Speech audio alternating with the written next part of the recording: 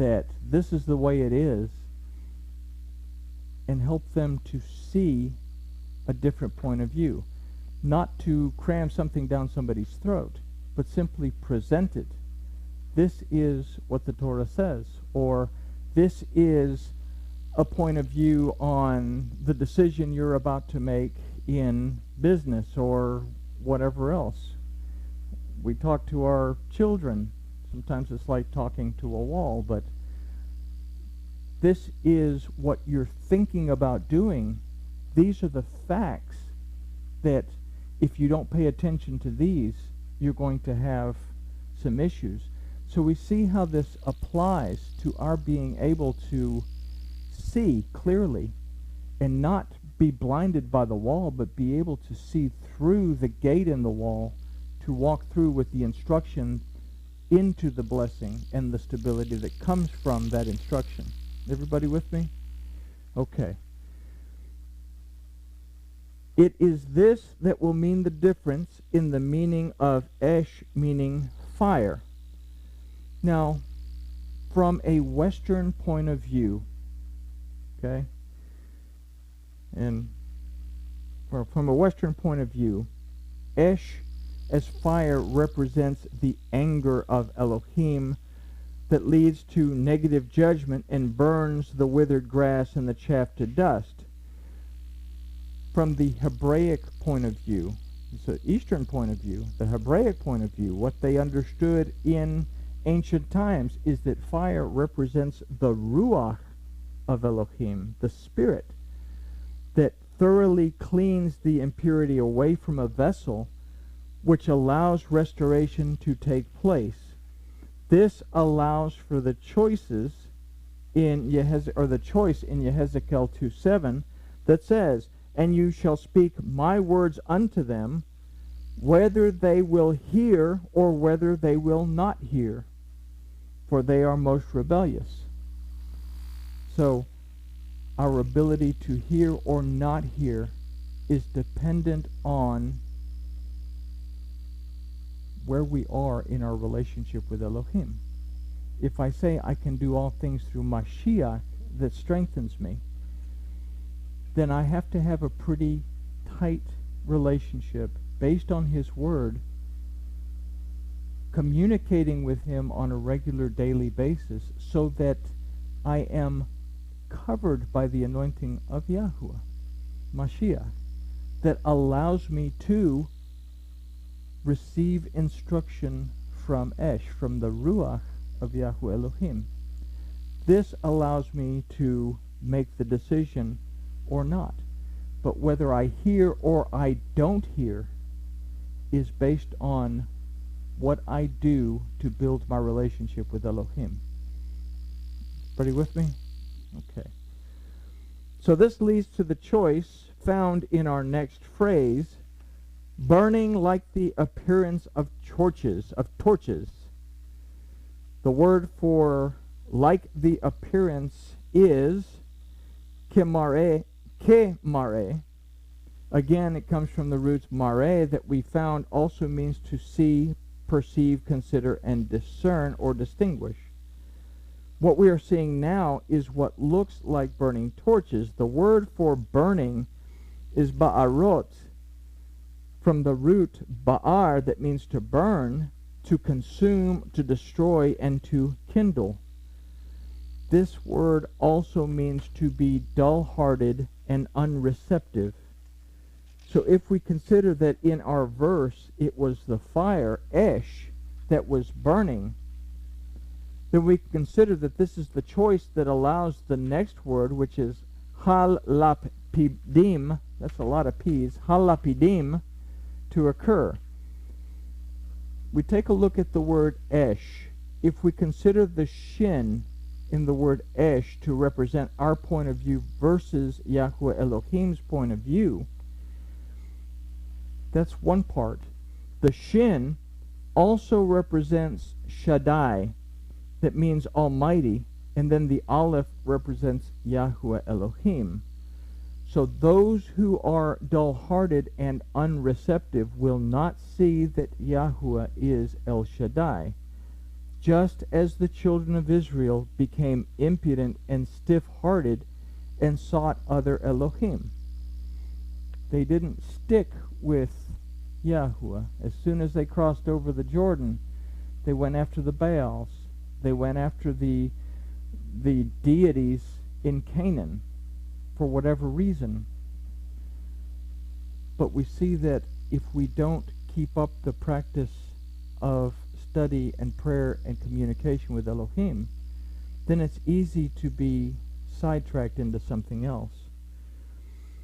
We take into account what it was that we've learned in our studies to understand that we cannot force anyone's perception of Shin, but we can bring them closer to Halapidim, that in our verse is translated as torch, but it literally means lamp or to shine. The idea in this word is illumination that allows one to see in the dark. This allows them to see where they are going, and this idea leads to our next word, which is mitchal lechet, that in the verse is used to say it flashed up and down. This word finds its root in halak, that means to walk, to go, to come, and the way in which we live. There's no word for flashed in the Hebrew of this verse. It would literally say, and went up and down, or walked up and down. Simply the idea of going. The word bain means among, but it also means within. And again, we have a word for living creatures, which is chachayot, from the root chai, meaning life. There is no word for creatures in this verse. It's simply the idea of life. So it is the perception of Shin that brings illumination or not as we walk through life, just as it brings illumination or not to others who are walking through life. If we consider the difference between what we see and what we think we see, and that our ability to perceive, consider, and then make a distinction of what we're actually looking at, then we can consider the last phrase of this verse that says, and there was brightness to the fire, and out of the fire went forth lightning. Before we consider this verse, let's take a look at some things in Shemot. We'll start with Shemot 18, or Shemot 19, 18 through 19, that says, and Mount Sinai was altogether on smoke, because Yahuwah descended upon it in a fire, and the smoke thereof ascended as smoke of a furnace, and the whole mount quaked greatly.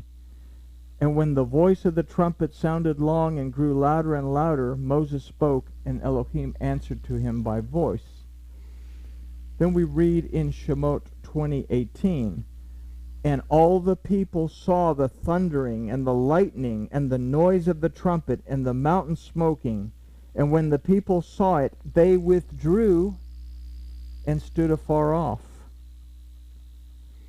Let's also consider the two remarks made by the children of Israel. First, at Shemot 19:8, that says, and this is before the cloud shows up, and all the people answered together and said, all that Yahuwah has spoken we will do. And Moses returned the words of the people to Yahuwah. And this was stated before the commandments of Yahuwah were given. Then at Shemot 20:19 reads this, and they said unto Moses, speak you with us, and we will hear you, but let not Elohim speak with us, lest we die. This was stated by the children of Israel after the commandments were spoken forth by Yahuwah Elohim. What was going on? There was nothing to distract them before. So they said, oh sure, whatever he says, we're going to do it. Then comes the smoke and the earthquakes and the lightning and the thunder and everything else. and they withdraw, they back up. They withdraw the statement, so to speak. And they say, we can't hear him. You listen to him for us and tell us what he says, because if we listen to him, we're going to die. Okay? First set of instructions. That was the second set of instructions. Okay? First set, well, there was no instructions given. There were no instructions given when they said, yeah, whatever he says, we're going to do it. But when things start to get difficult and distractions start to pile on,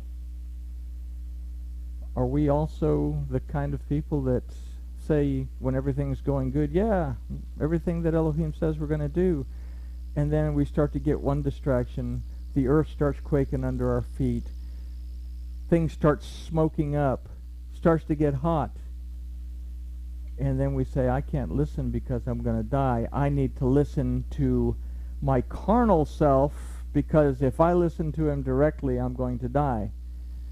We see where we're going with this. We have to be able to perceive. We have to be able to discern what's going on around us.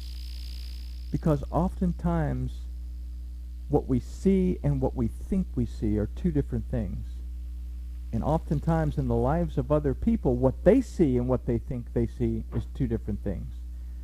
So we apply this to our lives, but we also apply it to other people, because we, like I said, sometimes we're the only Bible that some people are ever going to read. And they're going to come to you and they're going to say, this is going on in my life, will you pray for me? And in the midst of praying or asking you to pray for them, they're going to lay down every problem they've ever had since birth and expect you to fix everything. So we understand how chapter 1 is preparing us for what's going to happen in chapter 2. So let's revisit our previous statement. If we will consider the difference between what we see and what we think we see, and that it is our ability to perceive, consider, and then make a distinction of what we're actually looking at, then we can consider the last phrase of this verse that says, and there was brightness to the fire, and out of the fire went forth lightning. Before the distractions, the people were willing to follow, but once the distractions begin to interfere with their ability to perceive, they are no longer able to follow the instructions given by the voice of Yahweh. They receive, or they perceive, and I use this as an example, they perceive Romans 10:4 as saying, for the Christ is the end of the law for righteousness to everyone that believes, instead of understanding that it actually says, for the anointing of Yahweh is the goal of the Torah for righteousness to everyone who believes. Our point of view, the way we see it, what we think we see as opposed to what really is. So our verses to this point have dealt with changes and adjustments in the course that we've made.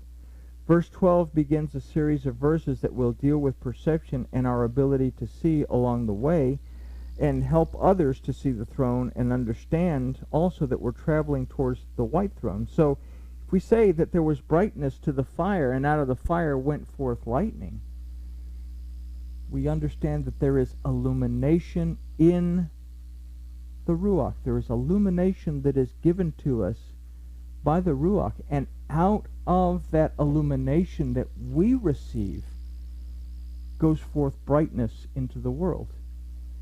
Yahshua said, you are the light of the world. He said you can't put a basket over yourself, but you put the light in the highest place, it's going to be seen. Okay? So what this is preparing us for now is moving us towards a point of being able to perceive. When I looked at the next verse in line, I said, I just need to hand out the notes to Jacob's letter and just have everybody read Jacob's letter, because this is what it tells us. Because if we look at this next verse, and I'll make it quick, but this next verse, it says, and the living creatures ran back and forth like the appearance of a flash of lightning. What were the messengers doing on the ladder? They were going up and down. up and down.